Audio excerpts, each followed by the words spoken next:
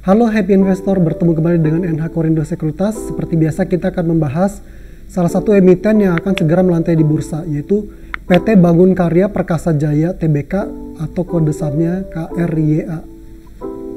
Oke, kita masuk ke company profile. Jadi PT Bangun Karya Perkasa Jaya Tbk atau KRYA didirikan pada tahun 2007 sebagai perusahaan konstruksi nasional bergerak di bidang konstruksi baja dan konstruksi umum seperti infrastruktur jalan, jembatan, dermaga, serta berpengalaman lebih dari 15 tahun. Perseroan telah menjadi mitra dengan pihak perusahaan swasta maupun badan usaha milik negara maupun daerah dan telah dipercaya mengerjakan lebih dari 200 proyek yang berada di lokasi di Indonesia. Adapun Perseroan telah memiliki sertifikat izin usaha jasa konstruksi dengan sertifikasi Badan Usaha Jasa Pelaksanaan Konstruksi Kualifikasi Besar. Jadi dengan klasifikasi ini, Perseroan dianggap mampu untuk mengerjakan proyek-proyek dengan kriteria risiko tinggi, berteknologi tinggi, dan berbiaya besar. Adapun alamat kantor pusatnya di Surabaya ya. Terlampir email dan websitenya. Aktivitas bisnis, beberapa proyek yang pernah dikerjakan oleh Perseroan meliputi residential, industrial plants, commercial buildings, roads and bridges, ports and harbors. Oke, kita masuk ke struktur IPO. Jumlah saham yang ditawarkan sebanyak 325 juta lembar saham dengan presentasi IPO 20% dari modal ditempatkan dan di store penuh setelah penawaran umum. Adapun nilai nominalnya senilai Rp25 per lembar dengan harga penawaran indikasinya ya Rp120 hingga Rp130 per lembar. Dari situ kita bisa dapat nilai IPO maksimalnya adalah 42 miliar 250 juta ya. Penjamin emisinya adalah PT Indo Capital Sekuritas. Dari sini kita bisa lihat struktur ya permodalan sebelum penawaran umum dan setelah penawaran umum sebesar 20% untuk IPO. Oke, bersamaan dengan penawaran umum, Perseroan juga mengadakan program Employee Stock Allocation atau ESA dengan jumlah saham sebanyak 1.625.000 lembar. Persentase program ESA ini adalah 0,5% dari jumlah saham yang dikeluarkan dalam penawaran umum perdana saham Perseroan. Jadi ini strukturnya terlampir, source-nya berdasarkan company prospectus.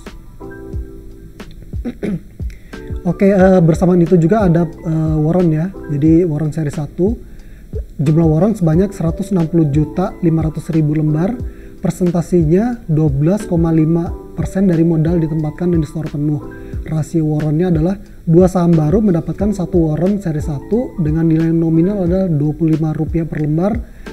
Harga exercise dan nilai warrant to be announced dan pelaksanaan warrantnya adalah pada 25 Januari 2023 hingga 25 Juli 2023. Oke, kita masuk ke jadwal masa penawaran awal pada 30 Juni sampai 6 Juli, kemudian efektif 15 Juli, penawaran umum 21 Juli, tanggal penjatahan pada 21 Juli, distribusi saham dan waran pada 22 Juli dan diakhiri tanggal pencatatan pada Bursa Efek Indonesia pada 25 Juli 2022. Adapun rencana penggunaan dana hasil IPO adalah sebagian besar 54,10%, biaya penyediaan bahan baku, material, biaya pembelian perlengkapan kerja dan biaya perawatan mesin serta perangkat pendukungnya.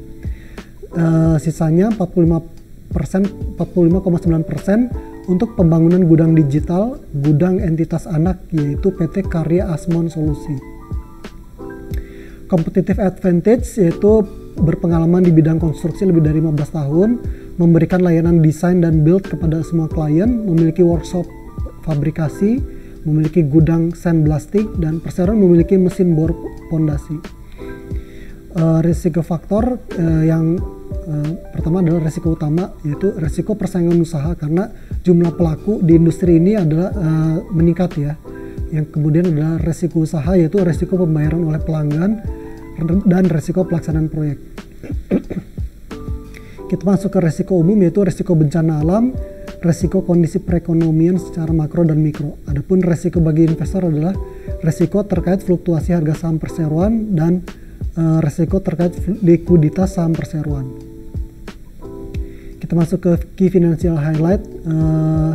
Ini data per 31 Maret 2022 di mana liabilities per aset 0,6 kali, liabilities per ekuitas 1,51 kali, DSCR 0,99 kali, pertumbuhan aset 8,4%, pertumbuhan liabilitas 7,6%, dan pertumbuhan ekuitas 9,6%. Kita masuk ke ikhtisar laporan laba rugi.